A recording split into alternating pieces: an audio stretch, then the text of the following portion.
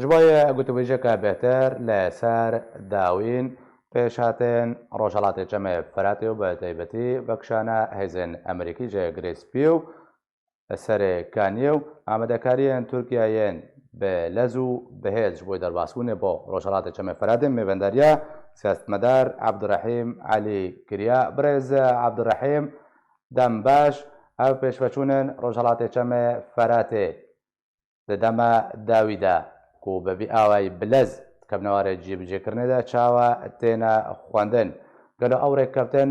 کەنگی هاتیەکردن بە چ ڕەنگی بوو و چه داهاوکێشی داهاتە گوهاتن هەتاکو و ئەو بویەرێن نەهایەن بلەز لەسەر عەردێ دروست دەبن.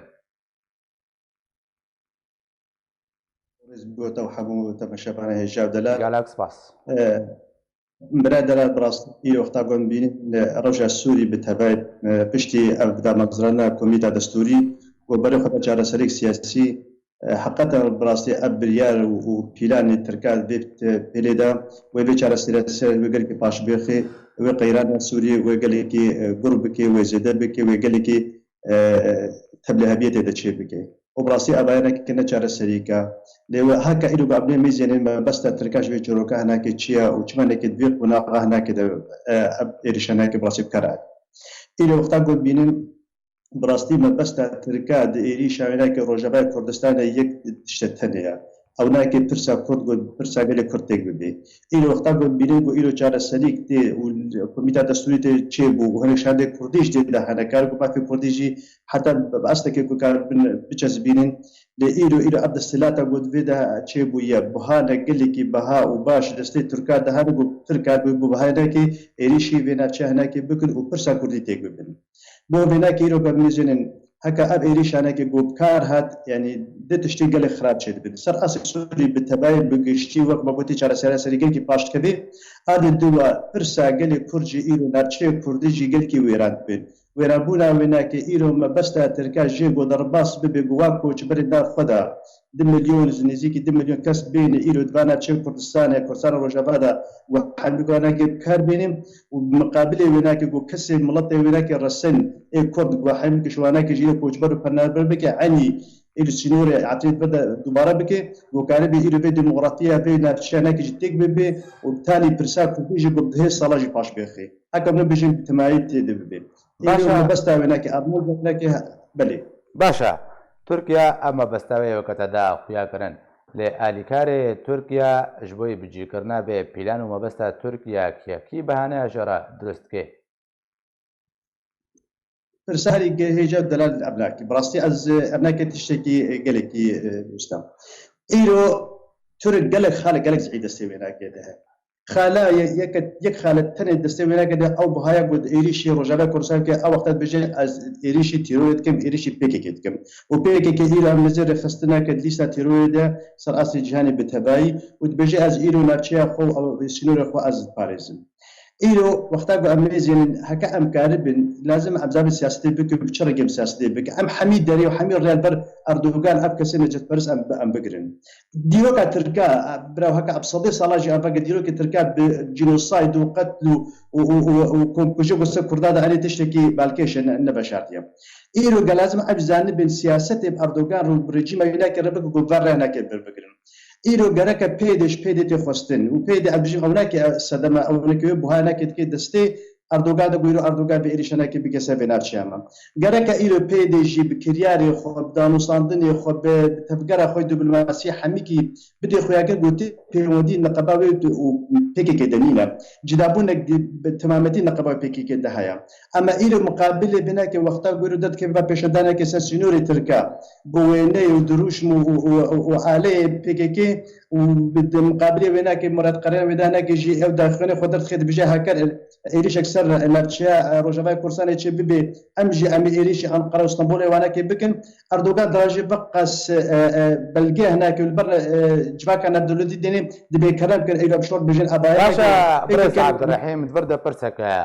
تەگۆ پێویستە پێدێ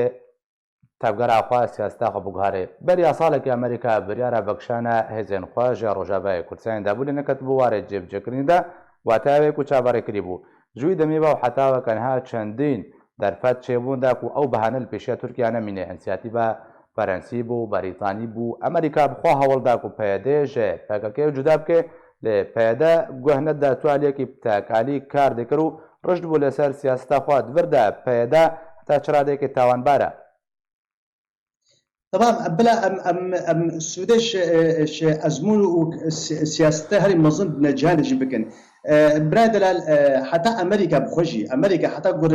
رفتنا كي بيدي ربك وشري داعش بكي بيدي امريكا بخوجي تقول بيدي نبكي كيا هكذا امريكا قلت بان بيدي بكي كيا نكاري ركفتنا كي برخصنا بوديسات يرولي امريكا بخوجي افغاننا كشرب كاراني كو كاربي ركفتنا كي وانا كربكي وانا كشرب كاربيني هبلبند هناك بالشري داعش بينا كده برمجي او سويت شويه تجربه امريكا بخوجي كان مجي قلت بان امنا بيدينا امنا بكي كينا مجي ما قلت امنا بكي كينا امجي رخصتنا كيلو سربخون رخصتنا كتيبات المديكه ما هي سوري ده ودروجباي كردستان ده وام كارو خباطه خود كنت بر ارمج جمو بروجامي سياسي دي 1 2 3 4 5 اما انا كان كي كارنا اني ويادي وقت كلام كري حقيقه جي امريكا بخوجي ابتشنا كي خص حتى ميناك كدي بيجم يعني ايلو تشمانا كي برساتي يكميجي تقول تشما ديق باروجي ناكده بتيبات يرو تركا اب ايريش اخوانك راكادو وتخوازي ايريش بكي وتشما نبرين هابو امد باوري امد امريكا راح كاس جير بيخص امريكا تشما راح كاس جير بيخص امريكا بلا امتازم بن طاولي رجع في سنه امش خورش لوفا بكن او دش بيشخريا فرنسي قلنا برا شمالي كردي وبيد تشو ودشرت مرجع امريكا وهاجي امريكا بخوجي شعب ديري و دش بيشخريا ام فرنسي وباش شوفان هاجي سي خوستك امريكا هبوش بيد با خوستك انا كي بقى وامي بالشباب بيشتروا انا قلت تشتك ولا بورس بينا شانكي يجب برينا بيوديتا بقنديل بيكي كرام دو برينا بيوديتا بالرجيم السوري لا سير كفتنا كردي بقى ونا غاد دو كفتنا كردي بقادي دي بنرجعنا كده بكم هكذا فينا كي بكي ابا ام جهانا يدو ريبريا كبريكو بكم جهانا ونفشك بريكو بكم امي كاربن الشباب في حاله هناك بكن خويايا او دس بيشغريا فرنسي جي نتشو سري خويا برو بيشغريا هناك جنادنا برو هناك ايدو ابجم امريكا حتى او هناك كاسكش امريكا تركا دغز وتركا بيخونا غاد باروج هناك دا اب ايريش هناك داراك هادو تخازي ايريش بدي باشا سيناريو يه پیش بینی کردی لگوری پیشاتین هل سر عرده و بچرانگی به روش و بچرانگی به ترکیه بچرانگی در باس به ترکیه پیدا اگر هی جاره کردن دبر توشی شراکی بکه کو انجام به ویرانکاری و کارساتین مروج بید. بله او دستك دا او امبيجن إلو تشتك نخويا يوي بشرقة إيدي شيكرين يعني مخابن داخوياني ترامب داخوياني مفلترن يعني روكي بيت بيجي رجاتك قاعد ترقل بيجي بس وكا امجدو إلو دا امبيجن داخوياني ترامب يقول دخويا كرين خويايا إلو دستورة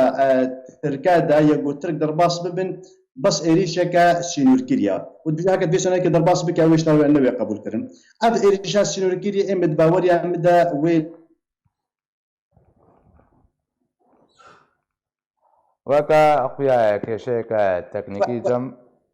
وانا تشيس بله بري كرمكا لبل ويد دوا برجه واي سربازي بخد بالبكي ولو خالنا بالكي شابن وكان بإيريشا وينا كي بكي لد باوريا مدا قويتش بفرح بأوسنولا عفري دوباره ببي أبناك بجو أبناك يا هري نزيكا أياد الدوا يعني هكر إدوش بيد بوتي خواستن بو بيد لبقرة كيش سرانسر السياسة خارج مندية خارج كريار خارج بكيم بو إيرو فقرة ويدس بشخرية فرنسي بدرك ويا ركفتنا دهو كواناكي بو كاربي ركفتنا كردي الفيد النبي بين هالشنا كده شيء بكي باشا بشتي برز عبد الرحيم پشتیبان پێشبەچوونە سەر عەردەیە بەکشانە هێزن ئەمریکی ئەمەدەکاریان تورکیا دەم هەیە دەرفەت هەیەک و ئەو چارەسەری ئەو ڕێککەوتن وەرێکردن و ڕێلپێشیە تورکیا وەرێگرتندا و دەرباس نەبێ پێدا ئەمەدەیە دەمان هەیە بە دەمات تەنگان نەهادا بێ با گوتنێ با ئەرکێک وتت بێژێ ڕابێ حقيقة هيا يعني هكر إيدو تبقى كسياسي دبلوماسينا كي باش بكن وإيدو وكا مشتر داخل كجي بلا كليكي يعني تراب نقبا كليكي دا خياني خو وهالوست خو دغهارين أول وستنا كي هكر مكاريب وإيدو أم خب أمريكا رب غهارين وبرين هاجي سر أكراني في قناة وجه مدافع كرين مقولش تبقى سياسي كردي لو قلت خوستن جو برجواندي خو وكا أرمجة قال لك الرسالة سر خاك خو يدرك كارب أرمجة بعد وتزيد هيز وكا أمريكا ولا كيف قريب بدي جو كارب تبا بگی ارمجا خواناکی ایرو گو از بخوازم گور خوستک امریکا واناکی جی و امریکا حقیقت افسی خالی گو هر سی خالی خوستک هر کرد کی ایرو روجاوای کردستان دی ایرو گو مثلا پیوندی مبقندی واناکی ور برین پیوندی رژیم سوری برین یک رزیکا کردی چه بی خناقت کی کردی پیکادی تر کی اول خوستک هر کرد کی بیاناکی دا ایرو گو خو فگری ام کار ویناکی بکن عادی دو ام کارن حکم مر کفتن رقبه خو امریکا دکر ام کارن بر اردوغان خوشک بگرن ایرو پشمرگ روج پشمرگ خلق سورینا خلق بابا جاري منا كوري دي ناكنا امكاري بيجي هكا مطرسيات شبيكي كي شبيدي هاي سبيستروناكي امكاري وانا امريكا وراكي بشمركي روج باص بكن ابقاس قال لك ري هانا بر اردوغان بكرين به ابي بوهاناكي او يك خالتني وكم يك بهذا السوينا كده ابي بوهانا باشا برز عبد الرحيم مستخازم روناهي بخمسر هالوستا اسرائيل كنت بجي او جبريالا بكشانا هزن امريكي جي سوريا نا اقادر بون بيك جاري جي بريارا كاجنشكي بهات يدان ناريناتا هالوستا اسرائيل برده چاوتي نرخاندن و خواندن كو امريكا و روسيا بردوام كارش بوي پارتنا برجوندين اسرائيل سوريا دتكن اب بريارا ها كو وقت يقوتن ريل بيشي الرجيم روسيا ايران تبكرن كو دبر كنترول بكن اب بيجن كو ڕێککەوتن نابەرە ئەمریکا و ئیسرائیل دەژبەر چ نەهاتیەکردن لە سەربەکشانێش بەرچێ ئەمریکا ئیسرائیل ئاگادار نەکرێت بردا دیسانێکی دووبارە یعنی بەرێن هاژی وەختا بۆ ئەم دۆنالد ترامپ برێرە خۆستان بۆ هێزی خۆ بکشێنش ڕۆژاوای کورتاژ ڕۆژهەڵاتی فوراتێ هەنگی ژێ حتا یعنی سازی و دەستگیری ویناکی ئاگاهی جەماناکێ نەبوون بۆ وێناکە هەنگی مەدیر وزیر بەرەبانی چلو دەشکاری خۆقەڕە هاو گەلێک ناکۆکی کۆنگرس چێ بوون و گەلێک بژنابارێکی خۆ چێ بوون ئەب یعنی بریاری ترامپ و لەجانە بلەز هەنەوەکە بەرێکێک ژنگوتی بۆ دەتکەوێ بریاریناکێ هەڵوسێنێکی نەمفەر دەرن بەڕاستیژی ئەبایاناکێ ئەبایە حەقیقەتە چێ بووە بۆ وێناکە ئەبێژم و دیسا بەگەر پرساتی بەری وێناکێ هەکەر ها بۆ ئەمژی ئەم خۆکار بۆ خۆ بگوهارێن بۆ خۆستەکی بعد دولت الحزب وبعد دولت خوي برياد بن امريكا ربن جو به جو امريكا جدي سنه كده طلب برياد خو فقري في شارك كونغرس ليتك في شارك بنتاغون ليتك في شارك سياسي ليتك هناك اسرائيل لكن وكاربش برياد خو فقري سنه كده نفسها خد بمني وبين شان كده تركب النبر جو غابه كشت كده من درباس بن بو بينك ايرو درفت هكا دي سنه كده درفت هكا باش بعد بدها ومن فقر كش فرش بكن ودي سنه كده خلاص سنه دي سنه هكا ان فقر بالبرسياري يكمين هكا اب بنفسها ويرا بي ایرو دستلاتا گو ایرو به نفچه هناکی دیا و چندی جارا هول دهات دانن گو پشمرگ روش درباسی به نفچه هناکی هکا پشمرگ روش باشا عبد الرحيم از برای صار برز عبد الرحيم كازير فتحه ببرا فتحه ببرا بكم يعني هكر ايرو چندی جارا هول دهات گو پشمرگ روش درباس به هکا پشمرگ روش ایرو فرد بانا اردوغان تجاني كبرج هيزي بشمرك هيزي كي تورليستا ويرو مطرسيكا مش شوانك هسر شنوري من مكاريو بشمرك سراسر السينو وردانين ودهندرو نافشه دا امكاربن بروجه اخويا نتويز امكاربن ومكارب ايرو ساتو كردي دبلتشي بكم كارب اخوي ما راواب باشا بريس عبد الرحيم تا اماجا باغرا لشكر روجو بلعبونا والسر سنور كر بريا صالك اجي ڕێکەوتنەکە بیرەنگی هەبوو و لەشکری ڕۆژ بەگەرە ڕۆژاوای کوردستانی لێ ڕێگری هەری سەرەکەش بۆی بەگەرە لەشکری ڕۆژ بێ ڕۆژاوای کوردستانی نە ئەمریکای و نە تورکیایەژی پێدەیە ئەگەر ڕێنادێک و لەشکری ڕۆژ بەگەرێ وێ چاوە ڕێکەوتنا سیاسی و ئەمنی و لەگەڵ ئەنێکەسێ بکە و ئالێندیە کوردی بکەیت دەرەنجام وێکی بەگەر کوونێ لێ لەشکری ڕۆژ بژێ چارەسەریە هەری باش بەگەرە لەشکری ڕۆژە و ڕێگری هەری سەرەکەش بۆی بەگەرە لەشکری ڕۆژ پێدەیە بۆ وێناکێ ئەس بێژمەتە دیسانەکێ وەختا گۆ من گوت مگۆ یعنی چارەسەریش بێ پیرانە هێناکێ ترکارەتی کرد بۆ ئیرۆ پێدێل خۆ بەگەرێ و گوهارتنێکێ بکێ هشمەندیە خۆ سیاسەتە خۆ و ئیدئۆلۆژیا خۆ بتەڤایی دەژی إيرو براستيجي بالبرسيارة يكمين مسألة جو إيرو نجو بيشمرق روج درباص حتى وك إيرو جي نجو بيشمرق درباص وتبي أمريكية قال لك هولدان وقارب وانا كي قانا بكر جوانا بيشمرق درباص بس مخابر أولا كي نكر نجو بس أمريكية ريجريبو بيش درباص ولا بيشمرق روج أمريكية هولدا جوانا كي درباص بكلي مخابن وانا كي نجو بخل كي نجو درباص بن بو بيناك بيجي بتشتشتي بندو بيش روج دجو تشي بي اي سدمي سركا هكا حالات كردي هيديا ويادي تركي سيستما اردوغان و افريجيما هاي فاشيه ويا سياجي بردسرك افغر تبي بناكيجي افخل كو ايرو ابرباني هناك وهبالبنديه بامريكا رك حتى بداويجي وبهزار الشهيد اجدانا قالك امريكا اجدانا حتى بداوي هناك يجي بشاخ بدي هناك قالك كلماسي هناك برنسيب اخلاق وسجي اخلاقي جي سياسه هناك ذهب بين حتى بداوي بشاخ بدي باشا بريز عبد الرحيم داوين برسيار اليك كونا قازل اشكال روج بقل روجابای كردستاني بهانهاش بۆی تورکیا دروست کرداک و چەکدارن تورکی و گروپێم سەر بە دەرباسی ڕۆژهەڵاتی چەمە فەرهاتی ڕۆژاوای کوردستانی بێ تچ هەویەکی ژێت کێ ئەو ئالیەک و ڤیکاردرابێ هەتا چرادەیەکێ ڕۆلاوی دێ پیلانێدا هەیە دووبارە ئەبژمانتا حیا گۆ ئیرۆ ئەبناکێ نەهێری پێشمەرگەی ڕۆژ دەرباس ببن وی دەست پێشخەریا فەرەنسی گۆ ئیرۆ بابەتی نەبێ ئێ گۆ ئیرۆ شەرەکەفتنا هەولێرێ و یا دهۆکێ بازدا ئێ گۆ حەتان ها دەستێ خۆران دەستێ برایخۆی کورد ئێ حەتان ها ژیانە سیاسی گۆ دڤردە قەدەغە دکێ و ناهێنێ گۆ حەتە تەبگەرا سیاسی دکێ کاری خۆ بکێ بشێواکی ڕاست و دروست و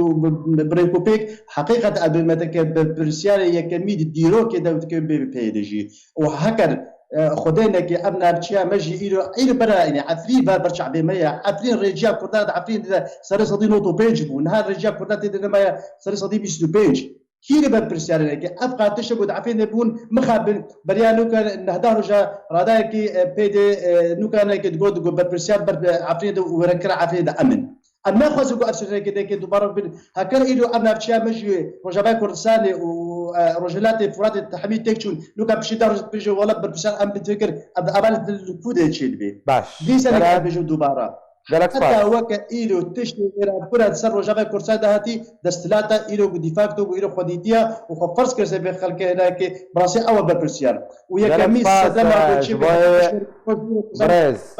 ويروشا شوفا كرساني روشا كديد بان تيبت مندي كوي هبانا قالك سباس بريز عبد الرحيم علي سياسة مدار كل قال من بوي قالك سباس